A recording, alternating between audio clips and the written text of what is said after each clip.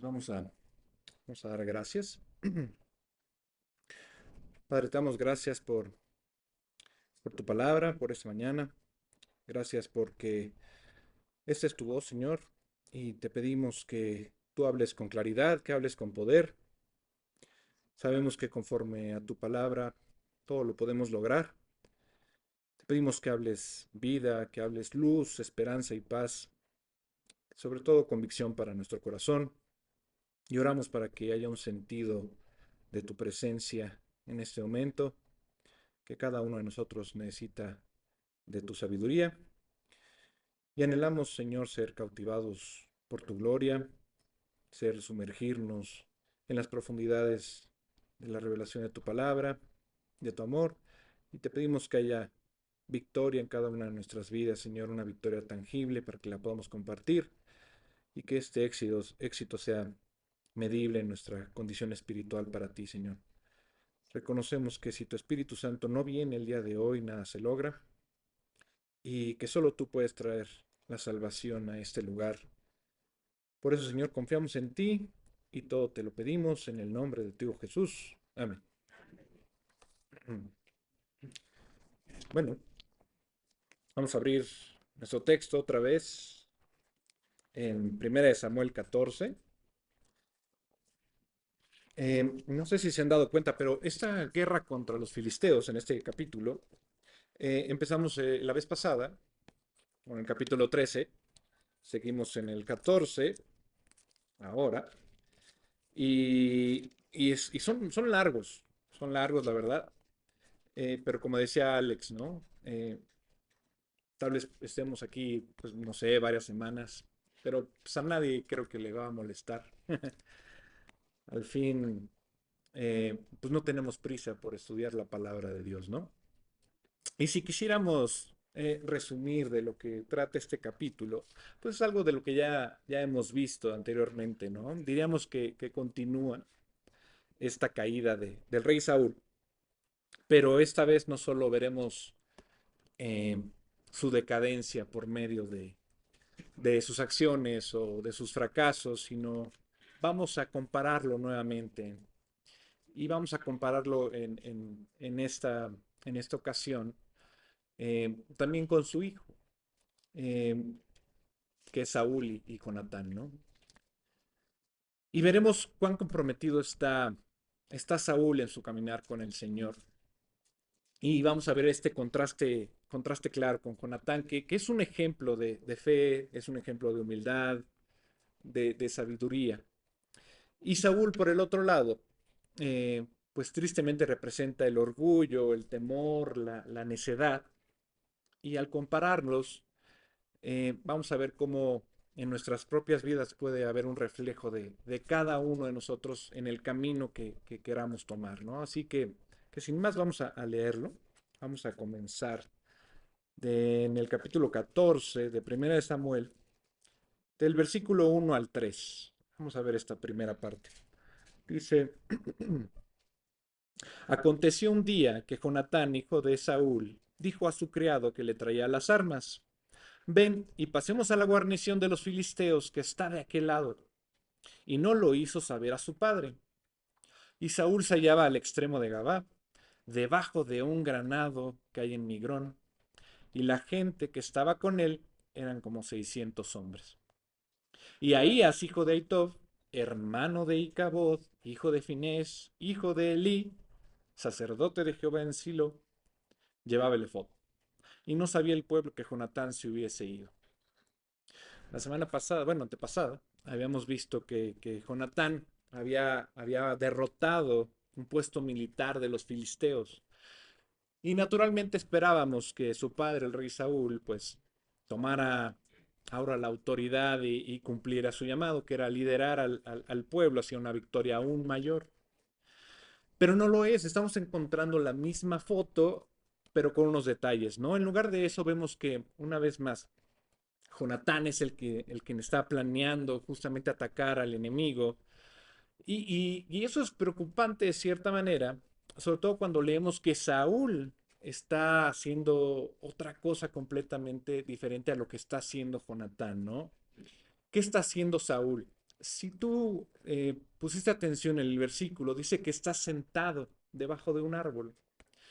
Eh, Como les decía, a mí me gusta comparar luego las versiones y la versión estándar inglesa es curiosa porque dice justamente en ese versículo 2: Saúl se alojaba en las afueras de Gibea, en la cueva de la granada de Migrón, y la gente que la acompañaba era de unos 600 hombres. Es decir, estaba escondido en una cueva, ¿no?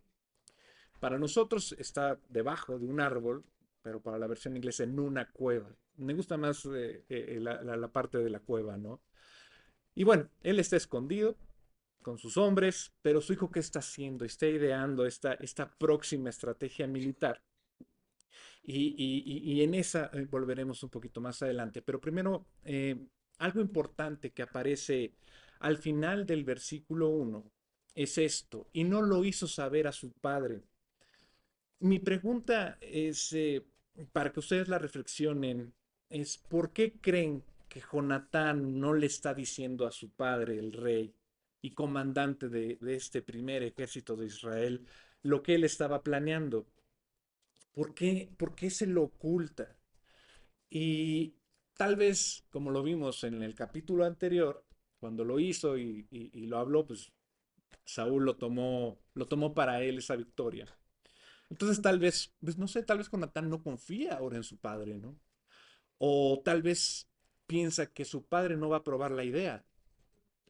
Y no lo juzgo, ¿no? Si tú eres un padre y ves a tu hijo, a tu hija hacer algo riesgoso a tus ojos, pues dices, no, no, pues no te voy a dejar, es muy peligroso, o no dejas, o incluso vas a sobreprotegerlo, ¿no? Eh, y la otra es esa, que también Jonatán pues dice, no, no, va a buscar Saúl otra vez el crédito, ¿no? Que es para mí, ¿no? Digo, en una visión, pues así como que celosa de lo que hablábamos la vez pasada, ¿no? Digo, cualquier respuesta que ustedes tengan va a ser muy buena, va a tener sus razones, ¿no? Pero si queremos una pista más clara, solo tenemos que mirar y recordar el capítulo anterior, donde en 1 Samuel 3, en el versículo 4, pues fue Jonatán quien derrotó a esta guarnición filistea, ¿no? Donde dice, y todo Israel oyó que se decía, Saúl ha atacado a la guarnición de los filisteos. Entonces, esto nos dice algo de Saúl. Saúl, debajo de la higuera o adentro de una cueva, pues estaba nuevamente inseguro y deseaba el reconocimiento de una victoria que era suya, ¿no?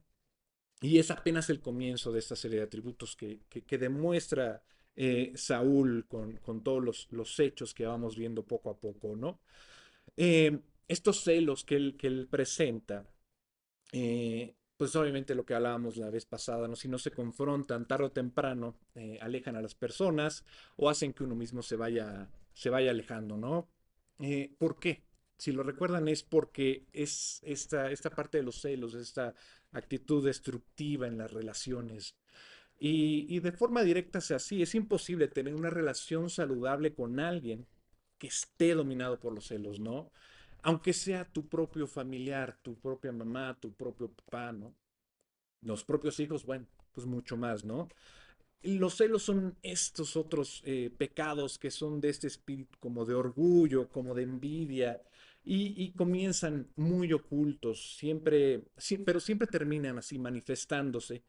Y a veces a través de comentarios sarcásticos o hirientes, pues ahí va acumulándose en nuestro corazón. Y a veces te vas alegrando del fracaso ajeno, ¿no? Y es una amargura que va creciendo.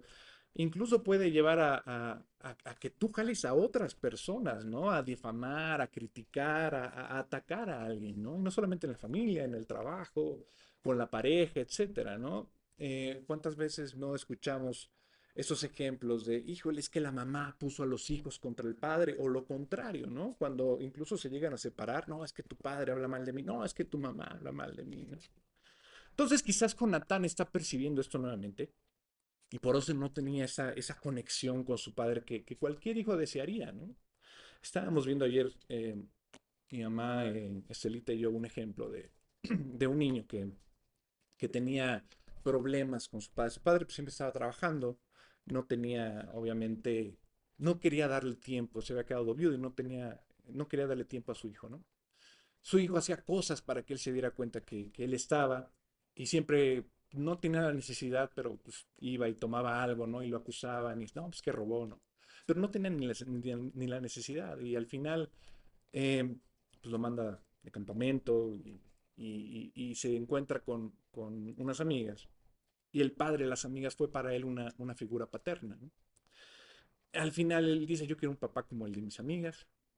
El papá de sus amigas le dice a su papá de todo esto y le dice, solamente quiere llamarle la atención, pero quiere su atención, quiere que usted le dé cariño, que le dé amor. En mi testimonio yo les decía que cuando mi mamá se casó, se divorció muy pronto y yo ya venía en camino, ella no lo sabía, pero durante toda mi vida, mi infancia, eh, pues nunca estuvo el padre biológico y siempre, gracias a Dios, tuve una figura paterna que era mi abuelo. Pero con el tiempo te das cuenta que es necesaria. Miguel nos decía hace años, ¿no? Que justamente esta figura paterna es importante. ¿Por qué? Porque Dios la puso en la iglesia, ¿no? Está Jesús, está el hombre, está la mujer, está la familia, ¿no? No fue algo que haya sido así de la nada, es algo planeado. Y tú lo ves cuando no está la figura paterna creyendo en Dios en una familia, ¿no? Y se empieza a destruir, ¿no? Y la pareja no está en Dios, se empieza a destruir de una u otra manera, no están bien los fundamentos, ¿no?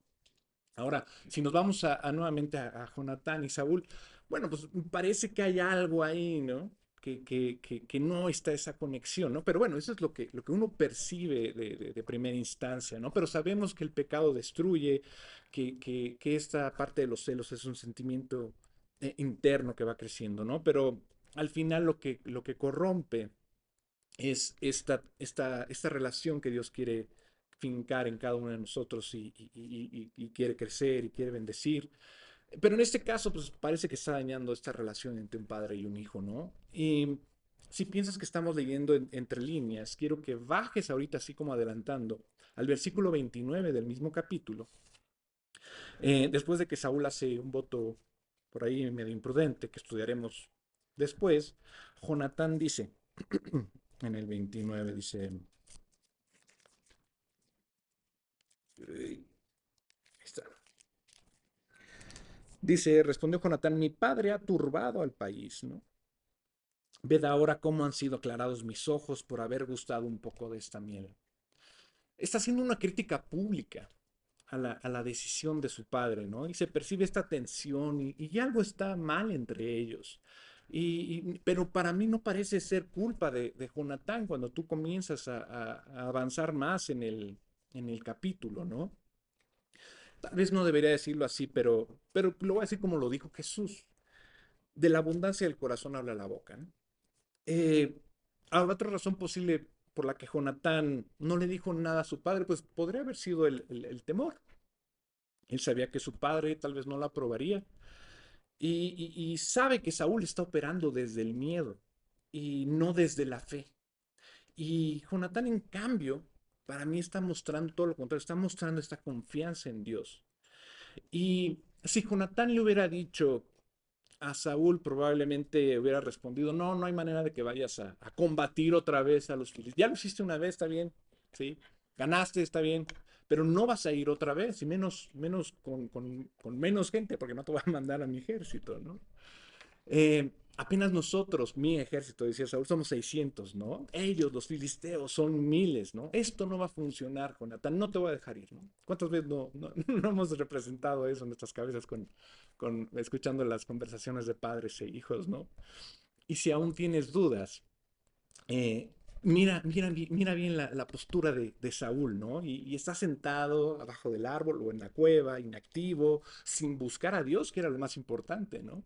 Está bien, puedes tener miedo, pues busca a Dios. Oye, ¿estás preocupado? Busca a Dios. ¿Qué está haciendo Saúl? Está pues, así pensando, pues, sí, con miedo, de decir, ¿qué vamos a hacer? Pues quién sabe, ¿no? Pero pues a ver, vamos a esperar a ver qué nos cae del cielo, ¿no? No Dios, pero otra cosa, ¿no? Y no está clamando, y nosotros, viéndolo desde afuera, estamos esperando que lo haga, ¿no? Cuando él, que es el rey, está llamado a actuar. Pero Jonatán, ¿qué hace? Él da el paso. Él sí Y ese es el punto clave que quiero que les quede el día de hoy. La fe y el temor no pueden caminar juntos. Son espíritus opuestos. Ahorita les dije, no, no, si tienes temor, bueno, pues sí, háblale a Dios, ok, hay que partir, ¿no? Siempre hay un punto de partida hacia el temor o hacia la fe, ¿no? Eh, Cuando alguien camina por fe y otro por temor, uno avanza y el otro se queda atrás o incluso se regresa. Acuérdense cómo Israel en el desierto se quería regresar, ¿no? Pero no podía, ¿no? Pues Dios había puesto ahí un mar, justamente, ¿no? Dice, no, pues no te vas a poder regresar. Por lo menos te vas a detener, sí, pero vas a tener que seguir adelante, ¿no? Pero les cuesta, les cuesta. Un viaje de poco tiempo, pues, duró muchísimos años, ¿no? Y eso es lo que está pasando aquí. El que camina por fe está dispuesto a pagar el precio de la obediencia. Y el que está dominado por el miedo, pues queda paralizado. Y normalmente eso pasa, ¿no? Incluso médicamente, o sea, te quedas así muchas veces, ¿no? Y es cuando te dicen, no, tienes que enfrentar a lo que tienes miedo, ¿no? Pero cuando vives para la gloria de Dios y confías en su palabra, les voy a decir algo, no, no es fácil caminar tampoco, ¿no? Sobre todo, no caminar aquellos que buscan esta comunidad, esta comodidad, perdón, pero no les preocupa exaltar a Cristo. Si tú crees en Dios y estás caminando al lado de estas personas, te va a costar porque te van a frenar a ti. Y ahora es entre padre e hijo, uno está avanzando. Para mí, Jonatán está avanzando, pero el otro permanece estancado abajo del árbol, ¿no? Sea cual sea la razón por la que Jonatán no se lo dijo, yo veo una cosa segura, ¿no? Que Jonatán está haciendo lo que Saúl debería estar haciendo como rey. Y es digamos, que Dios había llamado a Saúl para liderar a Israel contra los filisteos y él no estaba haciendo lo que fue, para lo que fue puesto como rey. Y es su hijo quien está cumpliendo este llamado. Él sí se está enfrentando a los filisteos, ¿no? Eh, Ahora, ¿quién tendrá la culpa, ¿no? Viéndolo de una manera, pues fuera de, o sea, como nosotros arriba de esta historia, ¿no? Y el Espíritu Santo nos da señales en estos versículos, ¿no? Un detalle que nos debe inquietar es, si tú vuelves a mirar los versículos 2 y 3, es quién está sentado al lado de Saúl. No sé si lo tomaste muy en cuenta, pero hay alguien sentado al lado de él, ¿no? Si tú lo vuelves a leer, hay un sacerdote. Y ese sacerdote no es cualquier sacerdote. El texto nos da todo el árbol genealógico y puedes ver que es Ahías, hija de Itob, hermano de Icabod, hijo de Finés, hijo de Eli. Pero ¿qué nombre resalta ahí? Alguna vez lo vimos cuando estábamos en el salón de abajo, ¿no? Y es Icabod. Que Icabod es esto que significa la gloria fue traspasada, ¿no? Donde la gloria se ha ido, ¿no? Más o menos lo que significa. ¿Se acuerdan? Este nombre fue dado por la esposa de Finés, hijo de Eli, ¿no? Cuando supo que el arca de Dios había sido capturada y estaba tan devastada porque los hijos habían sido muertos, que llamó así a su hijo, ¿no? Elí pues había caído de espaldas también, había muerto y fue una declaración de cómo el estado espiritual de la nación estaba, ¿no? Estaba en los suelos completamente, ¿no?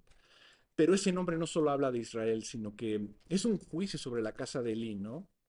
Que es a quien Dios rechazó por su obediencia. Y ahora en este texto vemos esta conexión muy sutil de quién está al lado de Saúl, que es este sobrino de Icabod, ¿no? Y lo que ocurrió con Elí fue lo que va a sucederle a Saúl, ¿no? Que es que el favor se le sea quitado como le fue quitado a él el sacerdocio, ¿no? A los hijos de Elí, ¿no? Y ahora también Saúl va a ser quitado del trono. Y mientras Jonatán está escalando rocas y se arriesga para cumplir el propósito de Dios con este nuevo plan, su padre está sentado. Recordemos eso, está sentado, está pasivo, con el sobrino de Icabod, que fue donde Israel estuvo en los suelos espiritualmente. Para mí no es una buena señal, ¿no? Y ese es el punto. La gloria está por partir. El favor de Dios se está alejando de la vida de Saúl, ¿no? Y quiero que observes el final del versículo 3. Dice, y no sabía el pueblo que Jonatán se hubiese ido. Y eso me encanta de Jonatán y con eso quiero terminar. Quizás no le dijo a nadie porque sabía que podrían delatarlo. Solo confió en su escudero. Su escudero y él contra todos, ¿no? Y me imagino al escudero que tal vez era el escudero que llevaba Saúl en un principio, el que le dijo, Oye, yo sé a dónde podemos ir con el profeta, ¿no? ¿Qué profeta? No, el profeta ese, seguramente él sabe dónde están tus asnas, ¿no? Mira, tú no tienes nada, pero yo tengo aquí una monedita, se la podemos dar, ¿no? Así, antes de que fuera rey, ¿no? Eh, pero aquí quizás, pues no le dijo a nadie porque sabía que podía este Saúl pues decir que no fuera, ¿no? Pero observa otro contraste aquí, que cuando Jonatán quiso cumplir el propósito de Dios, no sintió la necesidad de anunciarlo a los demás, ¿no? Él simplemente fue. Él no fue temeroso, él tuvo la fe de accionar y decir, yo voy con Dios, yo le creo a Dios. Si Dios puso a mi padre para confrontar a los filisteos y yo soy hijo de él y me dio la potestad sobre el ejército, aunque no tenga ahorita, mire, yo no voy a pelear por número, yo voy a pelear por Dios. Y va y está a punto de enfrentarse a una nueva guarnición de filisteos, ¿no? Sin temor.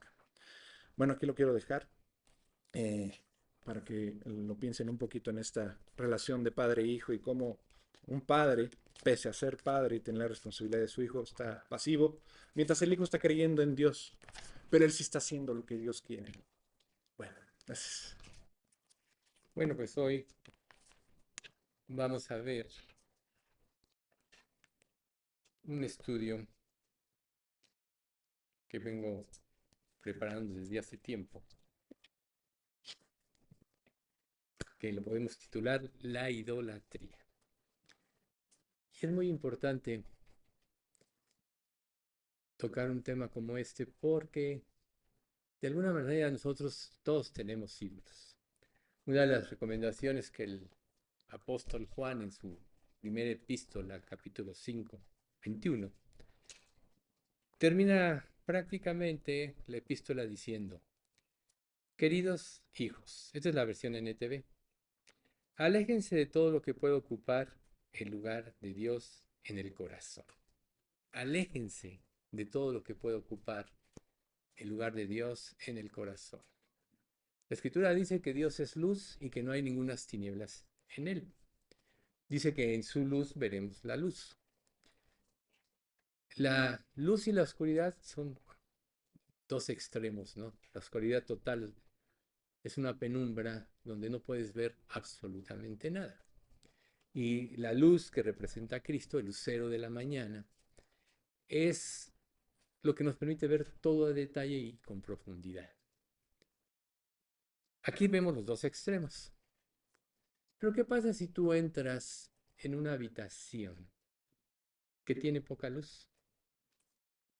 Te puedes tropezar con un mueble, puedes no ver algún objeto en el piso y te puedes igual tropezar o puedes pegarte a algo, o pegarte con una lámpara. Y es precisamente eso lo que hace un ídolo en nuestra vida. Nos roba la comunión que nosotros podemos tener con el Señor. Entonces, hay muchas cosas que podrían ocupar el lugar de Dios en nuestra vida. O sea, naturalmente, todos los seres humanos tenemos la tendencia de hacer las cosas a nuestra manera, a nuestra conveniencia. Seguimos el principio de autocomplacencia y esto nos lleva a pecar contra Dios. Pero cualquier ideología que pueda generarse en una persona, en un grupo de personas en la humanidad, que pretenda sustituir a Dios, precisamente va a hacer que no haya lealtad en nuestra vida respecto de Dios. Levítico 26:1 dice, no se hagan ídolos, ni levanten en su tierra imágenes talladas, ni columnas sagradas, ni piedras esculpidas para rendirles culto. Yo soy el Señor su Dios. A final de cuentas, Dios, el creador de todas las cosas, merece toda la gloria. Todos lo sabemos por principio, intelectualmente. Los cielos cuentan la gloria de Dios y el firmamento la obra de sus manos. Un día transmite sabiduría, otro día, etcétera. Pero nosotros no estamos, podemos no estar viendo a Dios como realmente Él es. Dios de ninguna manera justifica la idolatría ni la va a justificar porque Él mismo dice, en uno de los profetas del Antiguo Testamento, yo soy gran rey. A mí no me pueden comparar con nada. Y cuando los seres humanos vemos en la antigüedad, comparaban a Dios con bueyes, con animales fuertes, etcétera. O sea, lo creado hacía que pusieran un nombre y le daban un poder, ¿no? Israel, menos que nadie, tenía pretexto. Ellos vieron el poder de Dios en las plagas de Egipto, cruzaron el Mar Rojo, vieron cómo Dios destruyó a sus enemigos en el mismo mar. Dios se manifiesta en el monte Ebal y les dice, yo soy Dios, no ven una figura. Todos temen al oír las trompetas y la voz de Dios. Y le dicen a Moisés, ya no nos hables tú. Digo, ya que ya no nos hable Dios, mejor dinos tú lo que Dios dice. Y Moisés le dice, profeta como yo les levantaré. A él escuchar. Pero nosotros vemos que los israelitas al poco tiempo ya habían caído en la idolatría. Recordemos cuando Moisés se tarda los 40 días y 40 noches que dijeron, no, no sabemos qué le pasó a, a este Moisés.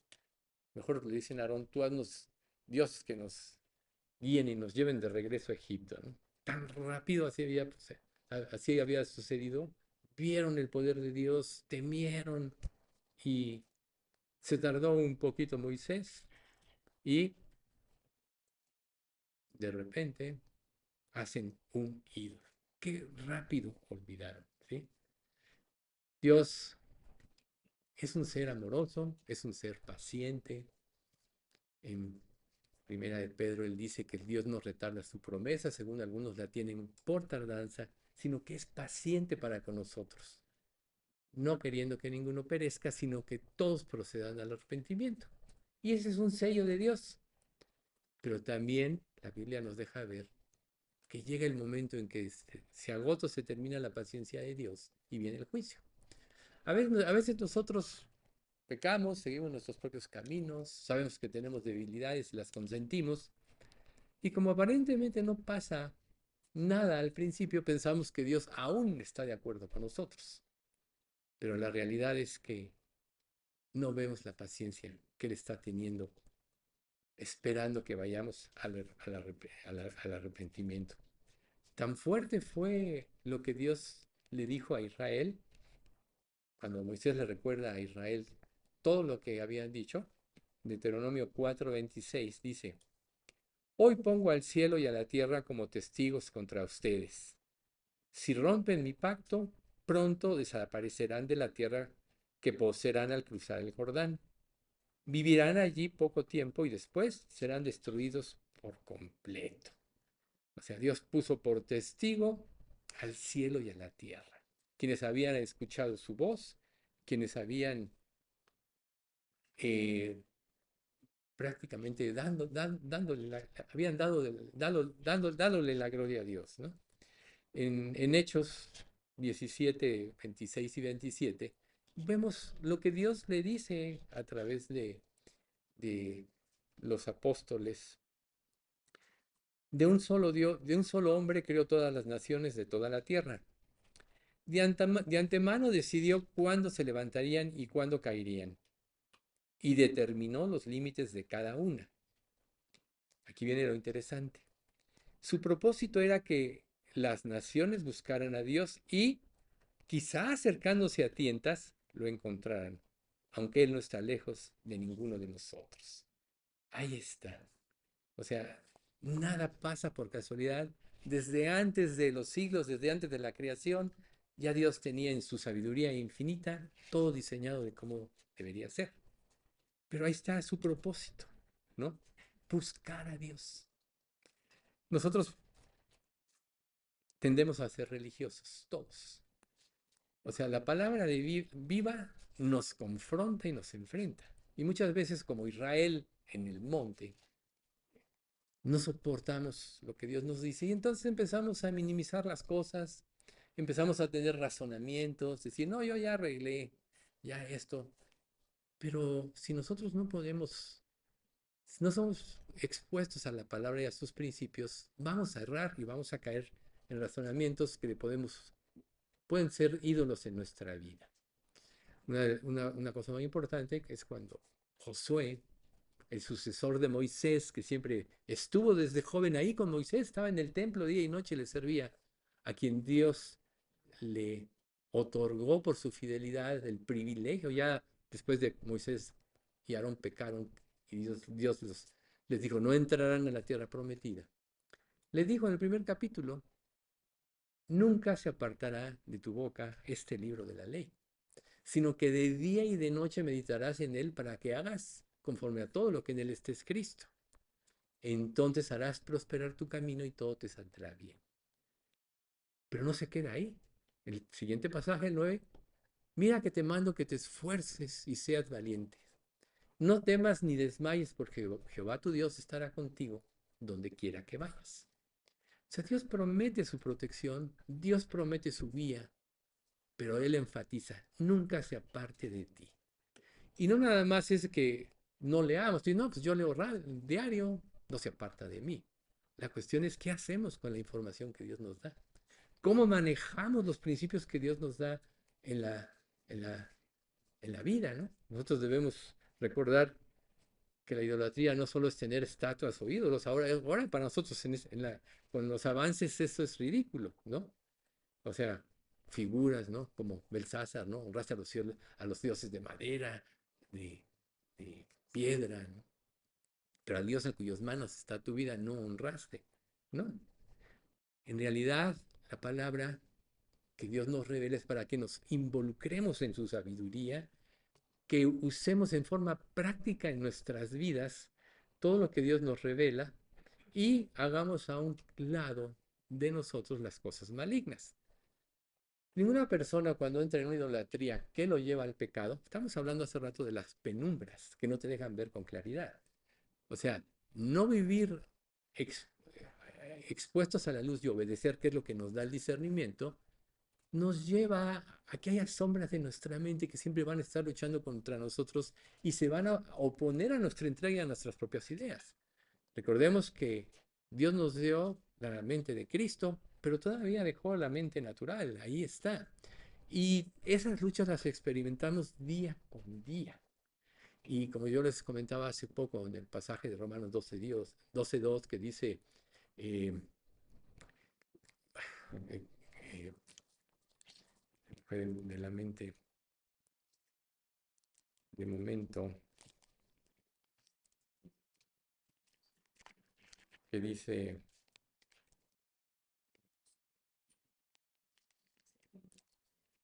ahí, creo que se lo saben muchos, que dice, no os conforméis a este siglo, sino transformaos por medio de la renovación de vuestro entendimiento para que comprobéis la buena voluntad. Pero ya el texto griego dice que dejemos que la mente de Cristo gobierne nuestra vida. ¿Sí? O sea, transfórmate por la renovación de tu entendimiento, no, deja que la mente de Cristo gobierne tu vida. Ese es el sentido verdadero. Dios nos la dio por algo. Ahí en esa mente de Cristo es donde todo es claro y nosotros podemos vivir para hacer la voluntad de Dios. Cuando no somos fieles a la palabra, esto es, no que la conozcamos, sino que la obedezcamos conforme a todo lo que el Espíritu Santo nos revela cada día, entonces entra la confusión. ¿Y qué pasa cuando tú tienes un problema en la vida y tienes confusión? Empiezas a ver las expectativas, las alternativas que tienes. Si hago esto, si hago lo otro. Y puedes pasarte noches, días, semanas, meses sin dormir, tratando de solucionar un problema. Cuando el problema es muy sencillo. Encomienda a Jehová tu camino, confía en Él y Él hará. Pero ¿cómo podemos aprender a reposar en esto si está nuestra mente llena de ideas que nos bombardean y que de alguna manera controlan nuestra naturaleza humana y nos impide someternos a Dios? Entonces, la idolatría ocurre cuando nosotros aprendemos a reverenciar cualidades y atributos impresionantes de una filosofía, de una persona, y le damos honor y gloria aún a la naturaleza. Recuerden cómo en, en los Discovery, entonces, la madre naturaleza hizo eso, ¿no? Le están robando la gloria a Dios. Dios creó la naturaleza, ¿no? Y entonces, precisamente es donde entran los sustitutos. Cuando Dios se reveló a sí mismo y se ha revelado ampliamente a través de la creación, tenemos una conciencia que está de parte de Él, que sí podemos cauterizar en la medida que somos rebeldes y necios en nuestro actuar, pero que la misma palabra, si atendemos correctamente a ella, está luchando contra nuestras ideas, contra nuestras tendencias para llevarnos por el camino de Dios, ¿sí? ¿Y qué pasa? ¿Qué pasó con las naciones anteriores? Bueno, a donde entró Israel en la tierra prometida, había muchos dioses, muchas, podríamos decir, fuerzas cósmicas, y bueno, se empezaron a adorar a los cielos y todo esto, ¿no? Como un sustituto de Dios. Entonces, en nuestra vida siempre va a haber alternativas. Cuando nosotros tenemos todo controlado, viene algún problema, le damos una solución, hago esto, lo otro y aquello, ¿no? Cuando tú no tienes control, te ves forzado a ir a Dios, Señor, ayúdame. Pero Dios quiere que en el progreso, en la abundancia o en la escasez, tú dependas de Él. Y uno de los peligros de la idolatría es que nos roba la dependencia de Dios. Es que nos lleva a vivir en nuestras propias ideas, de acuerdo a nuestra propia perspectiva. Dios le advirtió a Israel, como mencionábamos la otra vez, las bendiciones de la obediencia y las consecuencias de la desobediencia, ahí en Deuteronomio 28. Las bendiciones de la obediencia son 12, 15. Las consecuencias de la desobediencia son 30 y tantas. Entonces nos vemos, Dios nos hace ver, y Moisés le advierte al pueblo de Israel todo lo que le iba a suceder si no seguían a Dios fielmente. ¿Qué sucedió? Nosotros vemos en la historia qué sucedió. No hay nación que haya sufrido más que el pueblo de Israel. Todavía vemos hoy que el mundo odia a Israel. El antisemitismo ha ido en un aumento de una manera alarmante. Cuando jamás fueron los que invadieron, fueron los que rompieron la paz y todo. Ah, no, pero Israel es el malo. Jamás es representante del diablo, es un mentiroso. Y el mundo le cree sus mentiras. No, es que mataron a tantos niños, cuando ellos se los ponían como escudo y muchas cosas así. Pero así es el diablo. Así es cuando nosotros tenemos ídolos y consentimos la mentira en nuestra vida. Vemos las cosas al revés. Aún como creyentes, no ves con claridad. El discernimiento espiritual, que es una de las cosas que Dios nos da, viene no solo por conocer, sino por obedecer, ¿no? No son los oidores de la ley los justos ante Dios, sino los que cumplen la ley, esos serán justificados.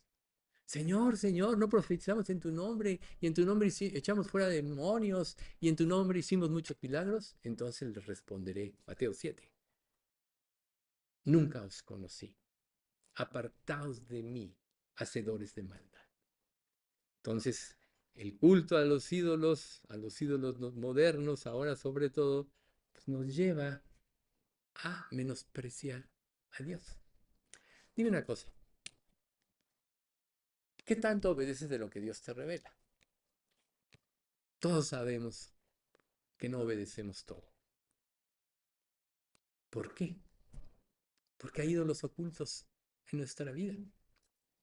Porque todavía pensamos, y esa es la confusión que causan los ídolos, todavía pensamos que nuestro sistema de pensamiento, nuestro criterio es superior al de Dios. Nosotros sabemos que la máxima autoridad es la palabra. Has engrandecido, Salmos 138, 2. Has engrandecido tu nombre y tu palabra por sobre todas las cosas. Quiere decir que por sobre todo sistema de pensamiento, sobre todo ya que Jesús es la palabra, y por medio de la palabra fueron creadas las cosas, todas las cosas, y por medio de la palabra subsisten. Bien, ¿qué pasa cuando tú no obedeces cumplidamente lo que Dios te dice? Hay un ídolo que se está interponiendo. Obvio, puede ser. Yo digo que el peor ídolo es tu propio pensamiento, es tu propio criterio. Eres tú mismo el que está formando su propia religión, ¿no? Aspectos que te convienen los tomas, aspectos que no te convienen los desechas y así haces tu propia doctrina. Cuando Dios claramente nos dice que su palabra no, no tiene negociación. Por eso Eclesiastés dice, no hay fin de hacer muchos libros como conclusión. Y en muchos estudios es fatiga de la carne. El fin de todo el discurso es este: teme a Dios y guarda sus mandamientos, porque este es el todo del hombre. Teme y guarda. Temor reverente y guarda, ¿no? Y Juan, si alguno añade a las palabras de este libro, Dios quitará, del Apocalipsis también lo dice, de su parte del libro de la vida. Añade o quita. Y a veces tú dices, ay, sí, qué drástico puede ser. Y quizá no te has dado cuenta que tú puedes estar añadiendo o quitando. Entonces, vemos que es muy grave, ¿sí? Ahora uno de los ídolos, pues es el dinero, el éxito, la apariencia, la reputación, la seguridad. Esos son los ídolos de hoy. Todos queremos ser reconocidos, todos queremos que nos respeten, todos queremos que vean que nuestro criterio es el mejor, cosas de ese tipo. Y puedes tú estar desarrollando ese ídolo de ti mismo. 1 Corintios 4:7 dice, pues, ¿qué derecho tienen a juzgar así? ¿Qué tienen que no les haya sido dado? Y si todo lo que tienen proviene de Dios, ¿por qué se jactan como si no fuera un regalo? O sea, todo, tu mente, tu ser, las oportunidades que Dios te permite aprovechar o las que como un juicio te hace desperdiciar por tu necedad, todo eso, todo está en Dios, todo proviene de Dios. ¿No sería lógico si creyéramos esto, que tuviéramos una total gratitud? Como dice 2 Corintios 5:14, el amor de Cristo nos constriñe pensando esto, que si uno murió por todos, luego todos murieron, y por todos murió para que los que viven ya no vivan para sí, sino para aquel que murió y resucitó por ellos. Esta última frase, para que los que vivan ya no vivan para sí, sino para aquel que murió y resucitó por ellos. Esta sería la perfección en una vida cristiana. Sin embargo, vemos que no es así, ¿sí? Esos dioses falsos que ha elegido la humanidad y aparte los que nosotros hacemos, nos impiden ver lo que realmente necesitamos, lo que realmente satisface nuestra vida. Muchas veces nuestras oraciones pueden ser largas, pedimos y pedimos y pedimos por cosas. Pero ¿cuándo le has pedido a Dios que realmente te dé lo que te haga bien? Lo que Dios nos da va a contribuir a que crezcamos espiritualmente. Lo que Dios permite en nuestra vida va a contribuir a que precisamente quitemos ídolos de nosotros, etcétera, para que vayamos a Él. Si tú no estás pidiendo de esta manera, es porque de alguna manera le puedes estar queriendo a guiar a Dios a que te dé lo que tú crees que necesitas o lo que tú crees que mereces. Cuando hay promesas que dicen, si buscas primero el reino de Dios y su justicia, todas estas cosas os vendrán por añadidura, hablando de las necesidades.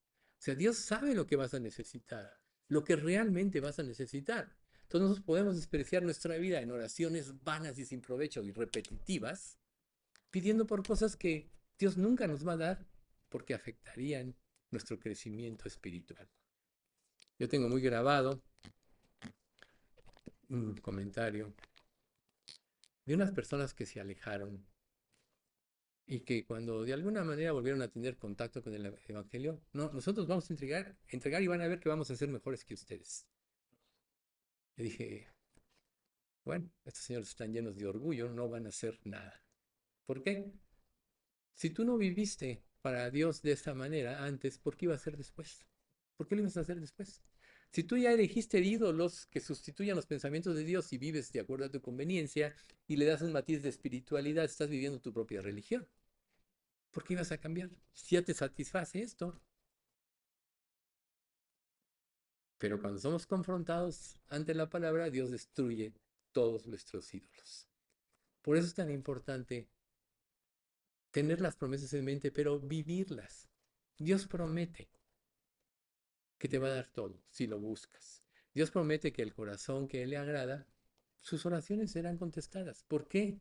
Porque el corazón que le agrada es el que pide conforme a la voluntad de Dios, no conforme a su propia voluntad. ¿Ven ustedes? Entonces, nosotros tenemos que examinar nuestra vida constantemente para poder detectar qué aspectos de idolatría puede haber en nosotros. O sea, los ídolos físicos en la actualidad sí hay mucha gente que los tiene, pero para una persona que es creyente ya es claro que no son imágenes, etcétera, mudas, que no ven, que no pueden hablar, que no se pueden defender a sí mismas, ni se pueden mover, ahí son cosas en un estante, una repisa, ¿no? Pero nosotros, en lugar de conformarnos a la imagen de Cristo, que es lo que Dios quiere en su palabra, tratamos de conformar a Dios a nuestro pensamiento. Ahí está la idolatría, ¿ven ustedes? Dios, tú tienes que ser y actuar como yo quiero que seas. Tú tienes que hacerme vivir como yo quiero vivir, como yo creo que es la manera. Y entonces vemos que nuestras expectativas y todo eso pues nos desvían de Dios. Cuando Dios lo que quiere, cuando Dios te quiere moldear, es que quiere formar la imagen de Cristo. ¿Cómo puedes tú vivir de acuerdo a esta imagen de Cristo? Pues haciendo a un lado todo tipo de pensamiento que pueda estorbar lo revelado en la palabra. El verdadero deseo de nosotros no debe ser pedir por las necesidades de cada día. Ya Dios te dice, no te preocupes por eso. Mira las aves del cielo, no siembran ni riegan ni recogen en graneros y vuestro Padre Celestial las alimenta. ¿No valéis vosotros mucho más que ellas? O sea, las aves que no piensan, solo tienen instinto, etcétera. Dios las alimenta, ninguna cae sin la voluntad de Dios. Entonces ya para nosotros como hijos de Dios debía estar hecho, debía estar dado por hecho esto. Pero entonces, ¿por qué sufrimos tantas cosas y tantos problemas? Porque no hemos aprendido a confiar verdaderamente en Dios. ¿Y saben una cosa? Lo triste es que los ídolos nos conducen a la inmoralidad. Tú puedes consentir muchos pensamientos en tu vida, de cualquier índole, que no sean de Dios. Y esos van a llenar tu mente. Esos se van a oponer a que hagas la voluntad de Dios. Esos van a nublar tu entendimiento. Y volvemos al ejemplo del cuarto medio oscuro. Van a nublar tu entendimiento. Entonces, tú puedes hacerte un Dios de ti mismo. ¿Cómo? Yo sé más que Dios. O sea, cuando tú desobedeces, le estás diciendo a Dios, yo sé más que tú. Le estás diciendo, mi criterio es mejor que el tuyo. ¿Y no ese es un gran pecado? Claro que sí. Y Dios lo que quiere es que nos sacudamos de todas esas cosas, ¿sí? Entonces, podrías preguntarte, cada uno de ustedes, ¿cuál es la imagen que tienes de Dios? ¿Es la imagen bíblica o es la imagen que tú te has creado? ¿No? Israel, al poco tiempo, volviendo al punto de este monte, al poco tiempo dudó él. Todavía no se iban de ahí. Moisés estaba ahí arriba con Dios. Y luego su fe flaqueó. Y ese es precisamente por lo que sufrimos. Porque no está cimentado Dios en nosotros. Cuando al final del Sermón del Monte, capítulo 7, dice, todo aquel que oye estas mis palabras y las hace, lo compararé a un hombre prudente que edificó su casa sobre la roca. Y descendió lluvia, vinieron ríos y soplaron vientos y golpearon contra aquella casa y no cayó porque estaba fundada sobre la roca. Pero el que oye estas mis palabras y no las hace, lo compararé a un hombre insensato que edificó su casa sobre la arena. Y descendió lluvia, vinieron ríos y soplaron vientos y dieron con ímpetu contra aquella casa y cayó. y grande fue su ruina. Nosotros podríamos decir, a la luz de esta enseñanza, de este pasaje, ¿quién es la roca? Jesucristo. ¿Quién es la arena? ¿O qué es la arena? Tus ídolos sobre los cuales cimientas tu vida. Cuando vienen los problemas y las pruebas, entonces te derrumbas si no estás fundado en la roca. Cuando vienen los problemas y las pruebas, te sostienes si estás cimentado en la roca. ¿Ven ustedes? Y claro que el diablo quiere que tú tomes tu vida en tus manos. Él ya no te puede robar la salvación, recuerda. Una vez que eres salvos, ya jamás. Mis ovejas oyen mi voz, yo las conozco y me siguen, y yo les doy vida eterna y no perecerán jamás, ni nadie las arrebatará de mi mano. Mi Padre que me las dio es mayor que todos y nadie las puede arrebatar de la mano de mi Padre. La salvación no se pierde cuando realmente la tienes. Entonces, si tú ya tienes la salvación, eres más que victorioso por medio de aquel que te amó. Aquí ya solo es tomar las armas que Dios te ha dado. Efesios capítulo 6, la armadura divina. Tomar las armas que Dios te ha dado y la arma ofensiva, ¿no? La espada del Espíritu, que es la palabra de Dios, para contrarrestar los dardos de fuego del maligno. Es lo que tienes que hacer. Si tú no tienes estas armas, esto es. ¿Qué pasa cuando la palabra de Dios está morando en tu corazón? Cuando Dios te da principios, tú dices, yo vivo esto, yo vivo lo otro, yo vivo aquello. Estoy bien en este aspecto, pero también te va a decir, tú no vives esto, tú no vives lo otro y tú no vives aquello, para que corrijas. Eso es lo que hace la palabra de Dios. Nos confronta, nos enseña, nos redarguye, nos reprende, como dice en Timoteo, ¿no? Entonces, eso es cimentar en la boca, entonces en la roca. Entonces, cuando viene un problema, si la palabra de Dios está morando, la misma palabra te va a ayudar. Pero ¿qué pasa si tú tienes distractores de otro tipo y llenas tu mente de esos distractores, cualquiera que sean? Esos van a ocupar tu mente. Esos te van a impedir. Y entonces vas a estar en confusión. Si no, no sería... Dios no hubiera puesto este versículo en Isaías que dice, entonces tus oídos oirán a tus espaldas palabra que digan, este es el camino, andad por él, y no echéis a la mano derecha ni tampoco torzáis a la mano izquierda.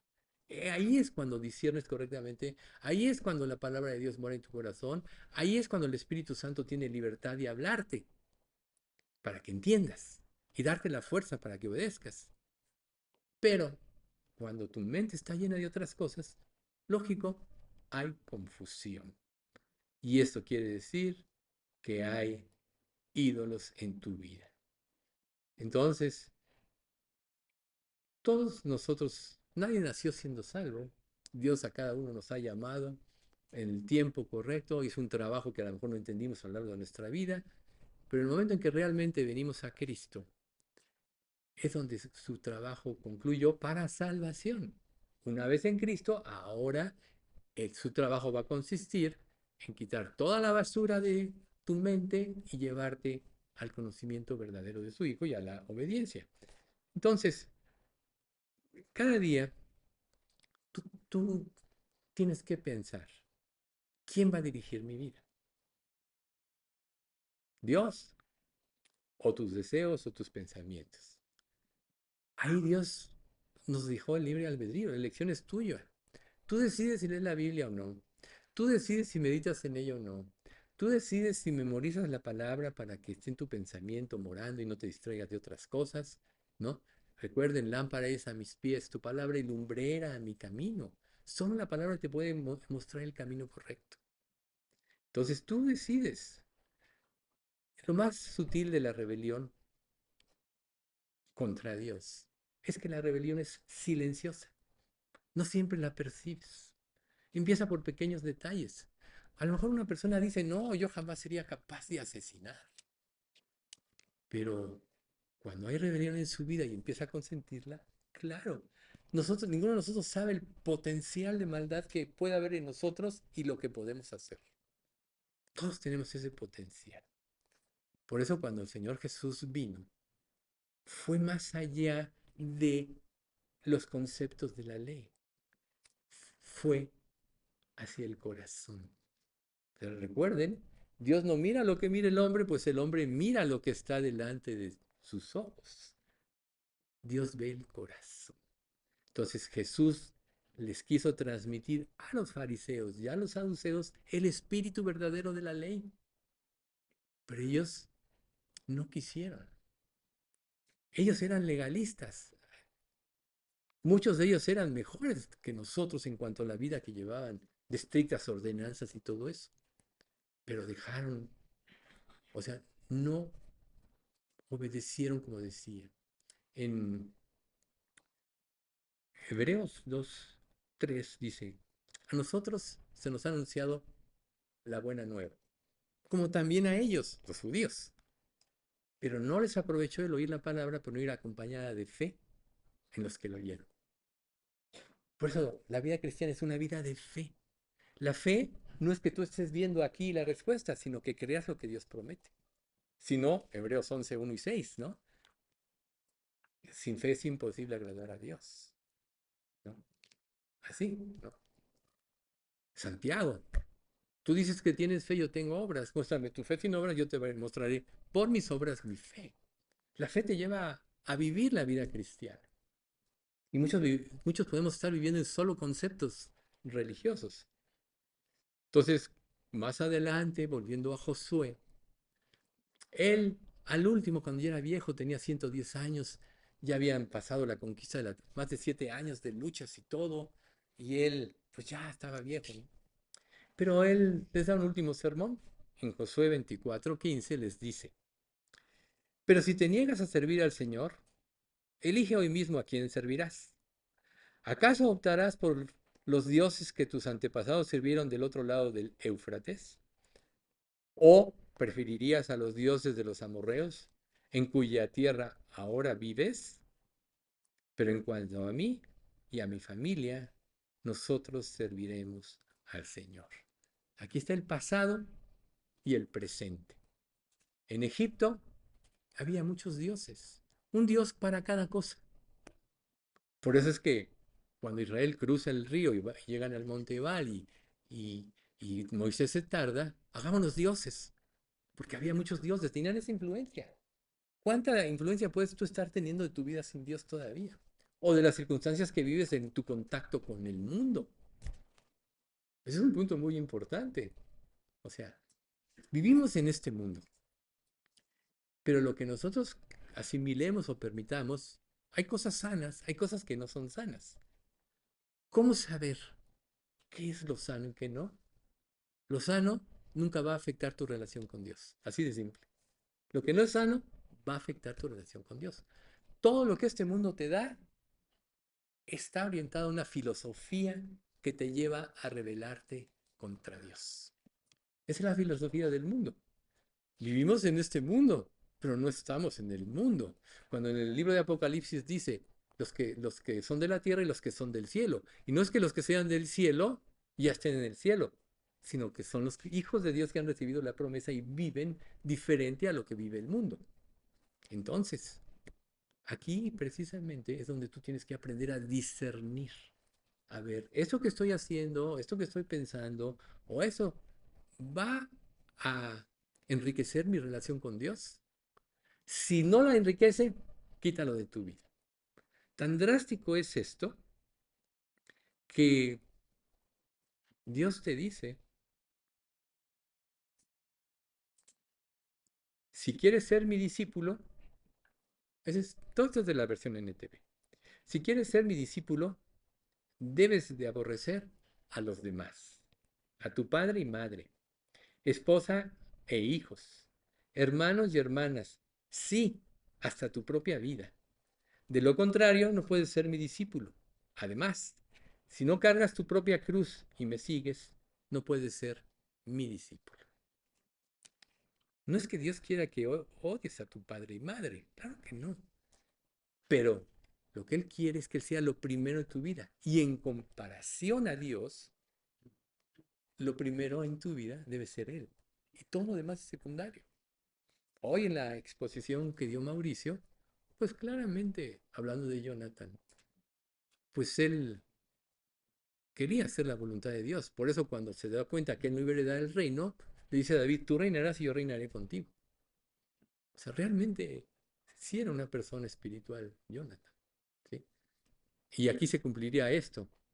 Él vio que su padre no vivía para Dios, dice, no, no lo voy a seguir, no voy a seguir sus pasos. A eso se refiere este pasaje que les acabo de leer. O sea, Dios debe ser lo primero, pero cuando es lo primero, te da el discernimiento correcto de todas las cosas. Te da la perspectiva correcta de todas las cosas. Si Dios no es lo primero, estás dando lugar a que lo que estás rechazando de Dios algo lo ocupe. Tu mente debe estar llena de algo, de la verdad o de la mentira. Si es de la verdad, vas a vivir haciendo la voluntad de Dios y Dios va a formar a Cristo en ti. Si consientes la mentira, te vas a extraviar. Si mezclas la mentira y la verdad, Dios le dice a la iglesia de la Odisea, tú dices, soy rico y me he enriquecido y de ninguna cosa tengo necesidad, pero no sabes que eres un desventurado, pobre y ciego y desnudo. ¿No? Poquito antes habla de que eres tibio. Unge tus ojos con colirio para que veas. ¿No? La Odisea tenían un famoso ungüento, un colirio que era excelente para la vista. Entonces Dios usa ese ejemplo para decirle, oye, no estás viendo con claridad. Estás poniendo los ojos en ti y en lo que yo te he bendecido, pero eres un desventurado, pobre y ciego y desnudo. Por tanto, compra oro refinado en fuego, fe pura, para que veas. Es lo que Dios nos puede estar diciendo ahora. Entonces, ¿qué te impide estar entregándote verdaderamente? ¿Qué ídolo hay ahí? Ahora, todos tenemos ídolos. Todos tenemos ídolos. Todos tenemos que luchar contra ellos. La cuestión está en dónde está tu mente. Donde esté tu deseo, ahí estará tu corazón. ¿Dónde está tu corazón? Evalúa tu vida. ¿Qué es lo que yo estoy pensando y viviendo? Recuerden una cosa, ¿todos tenemos aquí problemas? Claro que sí. ¿Tenemos pruebas? Claro que sí. Pero Dios dice, cuando los caminos del hombre son agradables a Jehová, aún a sus enemigos hace estar en paz con él. Entonces, a lo mejor tú puedes estar pensando, no, esto, lo otro y aquello, me hacen, dicen, tal. No. Cuando los caminos del hombre son agradables a Jehová, él derrama una gracia de una manera que te hace estar en paz. Entonces, hablamos mucho de Israel. ¿Cuánto nos parecemos a Israel? De hecho, Israel representa la naturaleza humana sin Dios. Rebelde, contradictora, ¿no? No puede creer. Muchas veces Dios en su paciencia espera, pero cuando su paciencia se agota, y sobre todo, ¿sabes cuándo es cuando más se agota? Cuando en nuestra insensatez pisoteamos la misericordia de Dios. A veces empezamos a vivir en la gracia y pensamos que Dios nos lo debe. Y muchas veces Dios recoge tantito la bendición para que nosotros recapacitemos. Porque si hay una afrenta que representa a Jesús y a Él mismo, es pisotear la gracia. Si no, Hebreos 11:29 nos diría, ¿cuánto mayor castigo pensáis que merecerá el que pisoteare al Hijo de Dios y tuviere por inmunda la sangre del pacto en la cual fue santificado e hiciera afrenta al Espíritu de gracia? O sea, realmente Dios derrama su gracia para que podamos vivir como Él produce que vivamos. Cuando nosotros menospreciamos esa gracia, no, no, Dios, ahorita estoy muy ocupado, mañana. No, no, Dios, esto no, yo quiero esto. Entonces, es cuando Dios puede traer la disciplina. Juicio en un creyente es disciplina. Juicio en un incrédulo es el infierno eterno. Muchos incrédulos viven y no les pasa nada, pero se van a ir al infierno, como como el rico, ¿no? La parábola del rico y Lázaro. Entonces, hazte esta pregunta. Enfatizamos, ¿existe algún ídolo en tu vida que te esté impidiendo vivir como Dios quiere que vivas? 1 Corintios 4:7 dice, pues, ¿qué derecho tienes a juzgar así? ¿Qué tienes que no le, les hayas dado? Y si todo lo que tienes proviene de Dios, estamos repitiendo lo que dijimos hace rato. ¿Por qué se jactan como si no fuera un regalo? Bueno, si nosotros no vivimos para expresarle nuestra gratitud, no importa cómo te vaya en esta vida, el puro hecho de que Jesús murió por ti en la cruz es para que tuvieras una eterna gratitud, dándolo todo sin exigirle nada a nadie. Porque Dios ya te dio la eternidad en Cristo y vas a estar gozando de su amor y sus bendiciones eternamente. Pero en el mundo tendremos aflicción. ¿Por qué Dios deja su iglesia al mundo? Para dar testimonio al mundo de la gracia de Dios. Israel fracasó. La iglesia está fracasando. Siempre ha habido un remanente fiel. Recuerden cuando Elías, es que han matado a tus profetas y solo he quedado yo. Y Dios le dice, me he reservado 7,000 hombres que no han doblado sus rodillas ante Baal. Hay un remanente fiel en la iglesia. A veces muchas personas dicen, no, yo a la iglesia donde voy no me gusta, me voy a cambiar. Y ahí van de una deambulando. En lugar de pensar, si Dios me puso en esta iglesia, es para que yo ore por la iglesia, es para que yo ore por las cosas que veo. A lo mejor veo a un hermano en Cristo sufriendo y lo veo y Dios me hace ver su problema y me pongo a orar. Esa es la oración eficaz. Lo que Dios quiere, no que desperdiciemos nuestro tiempo en vanidades ilusorias que no aprovechan ni libran porque son vanidades. O sea, ¿cuál es la característica de una ilusión? Que crees que ves algo y cuando llegas no hay nada. Así es las vanidades ilusorias. Y así es la idolatría. Entonces, nada en este mundo tiene ningún valor en comparación a Dios. Entonces, ¿por qué estás cambiando a Dios por el mundo? Filipenses 4, 7 y 8 dice, antes creía que esas cosas eran valiosas, pero ahora considero que no tienen ningún valor debido a lo que Cristo ha hecho. Así es, todo lo demás no vale nada cuando se le compara con el infinito valor de conocer a Cristo Jesús, mi Señor. Por amor a Él he desechado todo lo demás y lo considero basura a fin de ganar a Cristo. Volvemos al punto. ¿Cuál es tu tesoro? Si es Cristo, entonces estarás agradecido, vivas lo que vivas y prueba que experimentes, porque todo tiene un propósito de amor de Dios para ti y el propósito es formar a Cristo. ¿Por qué no empiezas a orar por eso? Dios forma a Cristo en mi vida. Es lo que más anhelo. ¿Por qué no das por hecho que lo que Él promete ya es una realidad?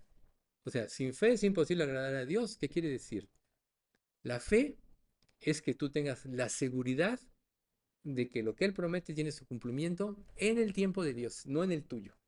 A veces nos decepcionamos porque pedimos y pedimos por algo. No, ya Dios no me respondió. No, Dios no me quiere. ¿Por qué si le responde a otros y a mí no? Eso es rebeldía interna. Dios conoce el tiempo de cada quien. Una bendición de Dios antes de tiempo es una maldición. Nunca podrás disfrutar. La bendición de Dios en su tiempo es cuando la podrás disfrutar, donde vas a poder vivir esa vida de abundancia que Él promete. Si no fuera tan drástico esta situación, así que la luz y las tinieblas, entonces Dios no diría, no me al mundo. Bueno, se lo voy a decir en la versión NTV. No amen a este mundo ni las cosas que les ofrece, porque cuando aman al mundo no tienen el amor del Padre en ustedes. Pues el mundo solo ofrece un intenso deseo por el placer físico, un deseo insaciable por todo lo que vemos y el orgullo de nuestros logros y posesiones. Nada de eso proviene del Padre, sino que viene del mundo. Y este mundo acaba junto con todo lo que la gente tanto desea. Pero el que hace lo que a Dios le agrada vivirá para siempre. Entonces, fíjate, el orgullo de nuestros logros y posesiones. O sea, ¿cuál? Por eso pusimos este versículo de Corintios. ¿Qué tienes que no recibiste? Y si lo recibiste, ¿por qué te glorías o te jactas como si no lo hubieras recibido? Todo proviene de Dios. Por tanto, a Él debe ser la gloria. A Él debe ser nuestro respeto, nuestra reverencia. A Él es al que tenemos que buscar. ¿Vamos a experimentar luchas? Sí. ¿Nos va a costar trabajo destruir los ídolos? Sí. Porque un ídolo está arraigado en tus huesos. Está arraigado en tu corazón. Pero solo la palabra. Hebreos 4:12 La palabra de Dios es viva y eficaz, más cortante que toda espada de dos filos, y penetra hasta lo más profundo del alma y del espíritu, de las coyunturas y los tuétanos, y discierne las intenciones y los pensamientos del corazón. Solo la palabra de Dios puede desarraigar los ídolos que hay en nuestra vida. Solo la palabra de Dios. Y no conociéndola. No son los oidores de la ley los justos ante Dios, sino los que cumplen la ley, esos serán justificados, viviéndola. Entonces, Jesús dejó una parábola. Todos la conocemos, pero se las voy a leer. La de la perla de gran precio. El reino de los cielos es como un tesoro escondido que un hombre descubrió en un campo. En medio de su entusiasmo lo escondió nuevamente y vendió todas sus posesiones a fin de juntar el dinero suficiente para comprar el campo. Además, el reino del cielo es como un comerciante que busca un comerciante en busca de perlas de primera calidad. Cuando descubrió una perla de gran valor, vendió todas sus posesiones y la compró. Ahí está. Vender todo es renunciar a todo. Es tener, como Pablo dijo, lo tengo por basura para ganar a Cristo. Porque si tú le das más valor que a Cristo a cualquier cosa, estás menospreciando a Cristo. Ya es un ídolo. Si Cristo es lo primero en tu vida, vas a vivir así, en obediencia. Vas a morir cada día. Vas a tener luchas, vas a ir a Dios, dame fuerza, cambia mi mente, cambia mi corazón, dame la perspectiva correcta. Por eso Dios nos mete en pruebas. Y la fe verdadera, pues se lo dice Romanos 10:17, ¿no? Así que la fe es por el oír y el oír por la palabra de Dios. No hay de otra. Solo es por la palabra de Dios. Entonces, la conclusión es algunos cuestionamientos. ¿Estarás dispuesto a dejarlo todo por Dios? ¿Estarás dispuesto?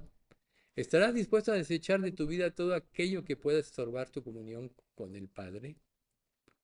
Tu respuesta dará el grado de compromiso que quieres tener con Él.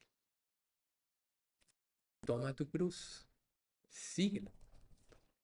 Que no haya fábulas en tu vida, porque todo lo que no proviene de Dios es como una fábula, ¿sí? Y si no estás dispuesto a darlo todo por Dios y que Él sea lo primero en tu vida, tu primer amor, el centro de tus emociones o deseos, entonces fracasarás. ¿Cómo podemos evitar la idolatría? Bueno, nosotros tenemos que lavar nuestras ropas cada día, blanquearlas, ¿sí? El Antiguo Testamento a menudo atestigua contra la idolatría, ¿sí? Como un adulterio espiritual. La idolatría es un adulterio espiritual. ¿Qué pasa cuando en un matrimonio uno de los cónyuges engaña al otro? Comete un adulterio y destruye su vida, destruye la confianza en su matrimonio, afecta a los hijos y a las familias. Así de graves con Dios. O sea, si en el mundo esto puede pasar, entonces, cuando Apocalipsis dice que los verdaderos creyentes se mantuvieron puros como vírgenes, quiere decir que no se contaminaron con el mundo, ¿sí? Que no tuvieron nada que ver con el sistema pagano y con las filosofías que este mundo ofrece, ¿sí? Entonces, mantenerse espiritualmente puros significa resistir. Someteos a Dios, Pedro 5:8. Resistid al diablo y huirá de vosotros. Pecadores, limpiad las manos, ¿no? Santiago. Entonces, el mundo exalta el poder, la riqueza, la inmoralidad sexual. Todo está plagado de eso. ¿Cuánto puede estar influyéndose en tu vida? Por eso necesitamos una dosis diaria de la palabra de Dios para que limpie nuestra mente, nuestro corazón, nuestros pensamientos. Y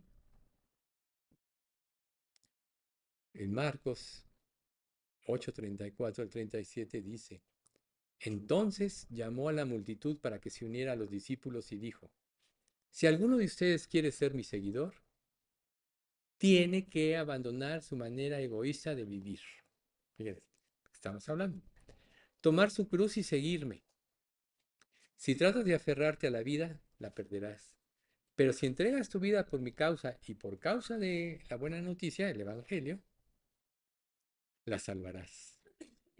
¿Y qué beneficio obtienes si ganas el mundo entero pero pierdes tu propia alma? ¿Hay algo que valga más que tu alma?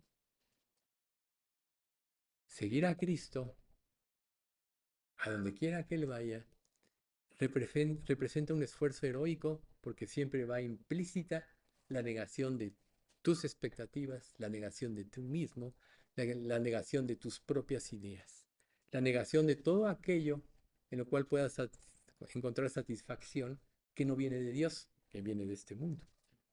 Tristemente, los que son pseudo creyentes, estos son los que andan en las cuestiones de Dios pero que no se han convertido, su futuro es terrible, es incierto, pero un día todos vamos a morir. Y todo lo que hemos escuchado, si lo creímos, estaremos ansiosos de estar con el Señor. Si no, nos alejaremos, como dice 1 de Juan capítulo 2, ¿no? Al último.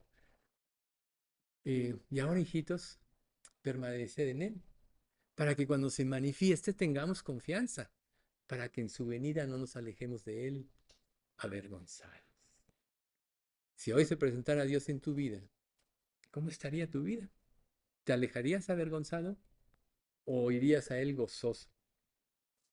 Entonces, para concluir, el Salmo 138:2 que le da la honra a la palabra. Me postraré hacia tu santo templo y alabaré tu nombre por tu misericordia y tu fidelidad, porque has engrandecido tu nombre y tu palabra por sobre todas las cosas. Ese es el verdadero tesoro. Esa es la perla del gran precio, su palabra. Si no es el tesoro para ti, entonces hay ídolos en todo. Vamos a ver. Padre Santo, te queremos agradecer mucho por este estudio, por estos estudios, Padre.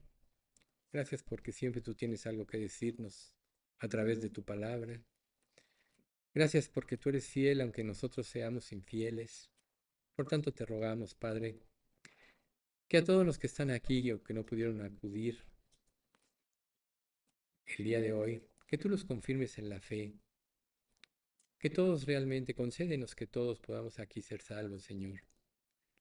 Concédenos vivir para glorificarte, no vernos a nosotros mismos, sino verte a ti y a tu gloria, Señor, excelsa.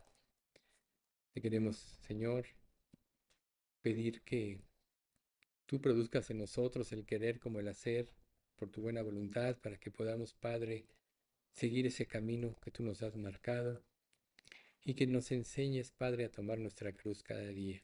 Sabemos que solo el amor por ti es lo que nos llevará a hacerlo gustosos y que y cuando no te amamos completamente hay estorbos. Quita los estorbos de nuestra vida, quita todo ídolo que se interponga a que hagamos tu voluntad y no dejes de bendecir nuestra iglesia, Padre.